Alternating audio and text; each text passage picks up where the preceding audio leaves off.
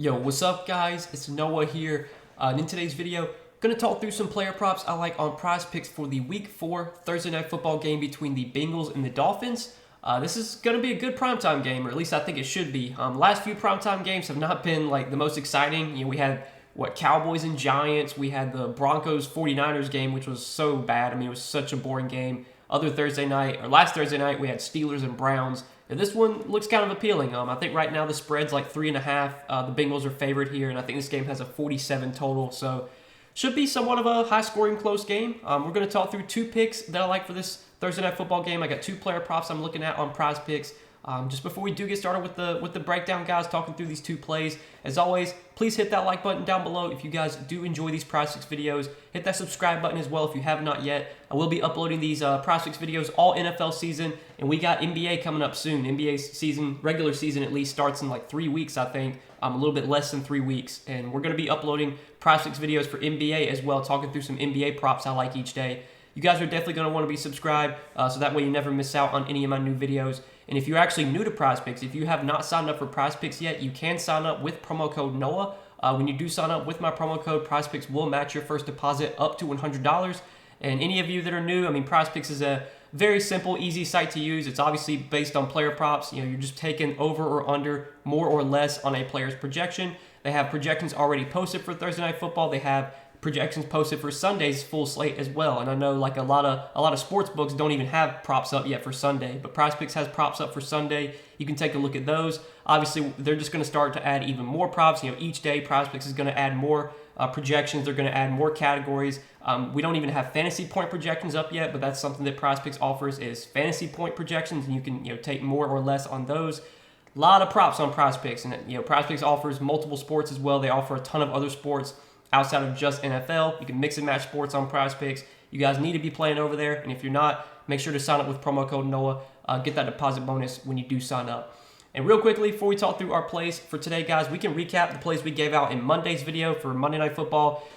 And man, like Monday was so frustrating. Honestly, the way the plays turned out Monday night sums up our NFL season to a T. We took two picks on Monday. We took CeeDee Lamb over 4.5 receptions, and that pick hit very easily. I think Lamb got his fifth catch like in the third quarter. I think he finished with like 8 receptions. That one was not a sweat at all. The one pick that we were sweating down to the wire was Sterling Shepard. We took him to have more than 10 fantasy points.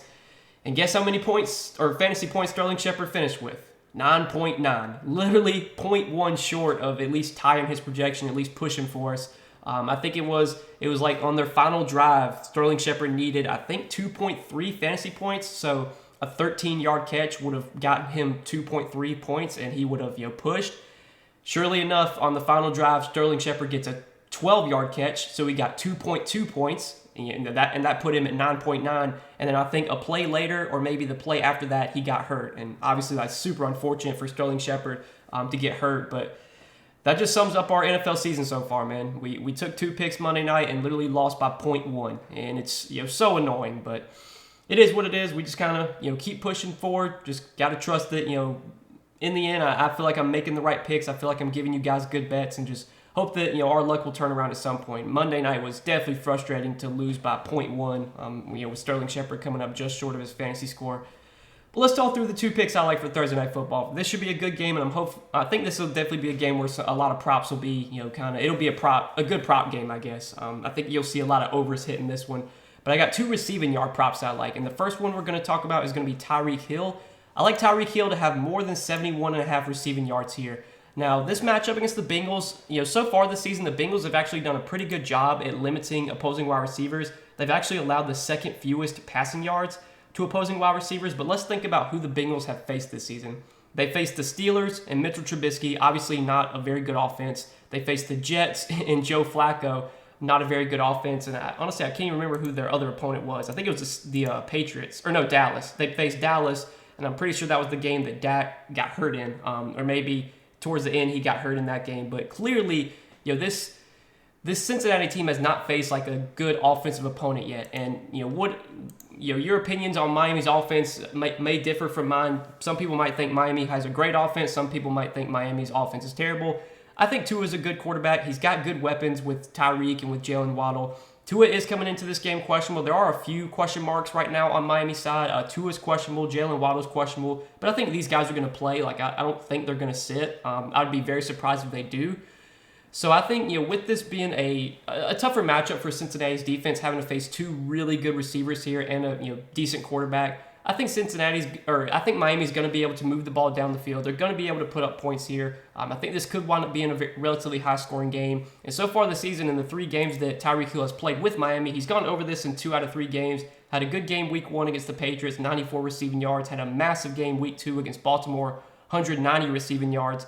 Last week was a big disappointment, but when you look at last week in that game against Buffalo, for one, Tyreek Hill, I think he only had 2 catches in that game. He only had like 4 targets, which is obviously not something we should expect. Tyreek Hill so far this season has had a massive target share in this Miami offense. Him and Jalen Waddle had really been dominating the targets, and we'll talk about that in a second. But when you look at last game, the time of possession was dominated by Buffalo. Buffalo had the ball for like 40 minutes last game. I think the Dolphins only had the ball for 20 minutes. Tua only threw like 18 passes last game. It was just a really weird game for Miami. Their offense really just didn't have a ton of opportunity. They weren't on the field a ton. Buffalo just kind of had the ball the whole game. So I would expect, Tyreek to bounce back here. I would obviously expect him to have more than 33 receiving yards. And we know the volume is going to be there for Tyreek Hill. So far this season, when you look at the target distribution between, Tua and all of his pass catchers, he has been locking in on Jalen Waddle and Tyreek Hill. So through their first 3 games of the season, Jalen Waddle has seen 29 targets. He's led the team with 29 targets. Tyreek has been right behind him with 28 targets.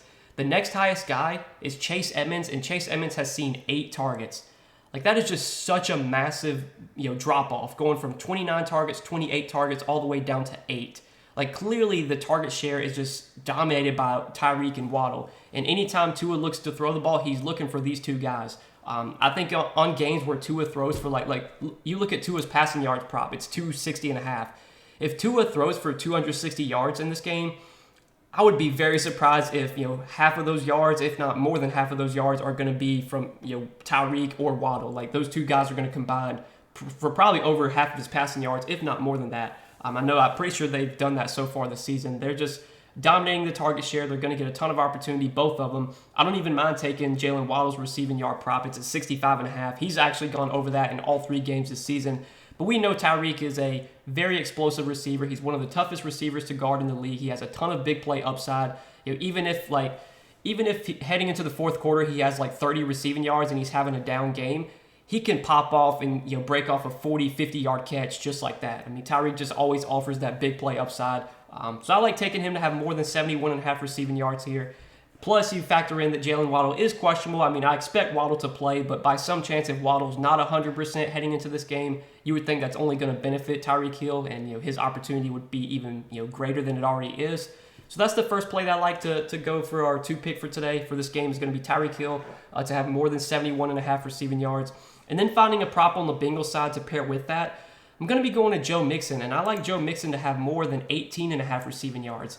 And, taking a running back's receiving yards can always be a little bit risky just because running backs sometimes, some weeks they'll get a ton of opportunity in the passing game. Some weeks their opportunity will dwindle. But so far this season, Joe Mixon has been a clear, target in the passing game. He's actually 2nd on the team in targets so far this season. And I know that's something that probably isn't going to continue the rest of the season. But so far, Jamar Chase has seen 35 targets through 3 games. Joe Mixon is 2nd on the team with 20 targets. And then you have T. Higgins with 19, Hayden Hurst with 17, Boyd 14. But they've been involving Joe Mixon a ton in the passing game. Week 1, Joe Mixon saw 9 targets, had 7 catches for 63 yards. Week 2, he saw 4 targets, had 3 catches for 26 yards. Last week, he saw 7 targets. Unfortunately, was only able to get that was only able to result in 3 catches for 14 yards.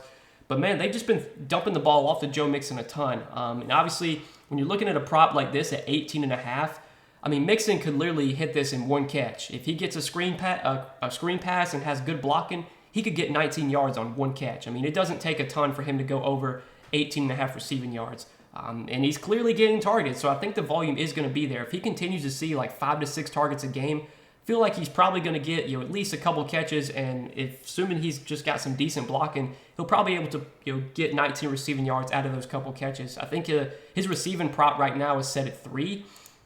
I would think that if Mixon gets 3 catches, he's probably getting 19 yards. And obviously, if you want him to get more than 3 catches, so he goes over and you don't push. If Mixon goes over his receiving prop, if he gets 4 catches in this game, I would be very surprised if he has 4 catches and doesn't have 19 yards. If he gets 4 catches for 15 yards, that's just unfortunate. It is what it is. But I really like this prop, taking over 18.5 receiving yards from Mixon. Just his involvement in the passing game has been so good this season. I don't see it really going away either. He's their clear workhorse back. They don't really have any other good backups. They're going to involve Samaje Perine a little bit, but Mixon's going to be close to an every down running back. He's been playing on 70-75% of the snaps pretty much so far this season. He should continue to get that type of snap share. And I think this matchup's actually pretty solid. It's a small sample size, but so far this season, when you look at receiving yards allowed to opposing running backs, the Dolphins have allowed 155 receiving yards to running backs this season, which is 6th highest in the league. Again, it's only 3 games, so can't look at it too much. But so far this season, running backs have been able to rack up receiving yards against Miami. So those are going to be the 2 picks I like for today, guys. We're going to be taking Tyreek Hill to have more than 71.5 receiving yards. We're going to be taking Joe Mixon to have more than 18.5 receiving yards. I'm going to be playing this 2-pick for Thursday Night Football. Maybe I'll play some more picks as well. We'll have to see what the board looks like on Thursday. Right now I'm making this video on Wednesday afternoon. We'll see what the board looks like on Thursday. If there's more props that I like, I do share those over on Patreon. If you guys want to check out the Patreon, I do give out additional Prizepicks plays over there, plus all of my DFS content that I provide, core plays, our Discord chat, that is all available for Patreon members. Patreon also finally changed their billing system, so that way you can join anytime in the month. It used to be on Patreon, if you join like late in the month, you got charged again on the 1st. Well, now no matter what time you join, end of the month, beginning of the month, it's a monthly cycle. So Patreon finally fixed their billing system, so I don't have to worry about sending out refunds and stuff. So if you want to check out the Patreon, get all the content that I provide besides what I put out on YouTube, it's linked down below in the description. Check that out if you are interested.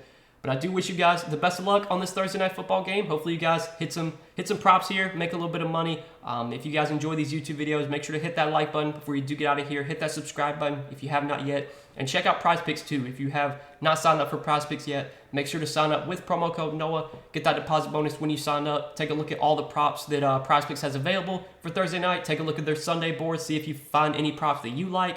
As always, I will be sharing a couple plays I like for Sunday. I'll probably upload that video later in the week, probably sometime on Friday or Saturday is usually when I upload my Prizepicks video for the full Sunday slate. But yeah, guys, it's been a ton of fun playing on Prizepicks this year. I know we haven't had a ton of success, but I still enjoy taking a look at their props, betting props for these primetime games. In my opinion, it's the best way to play fantasy, at least like DFS. Like I don't really enjoy the one-game showdown slates, the DFS slates. I would much rather just bet player props. That's what I've been doing a lot this season.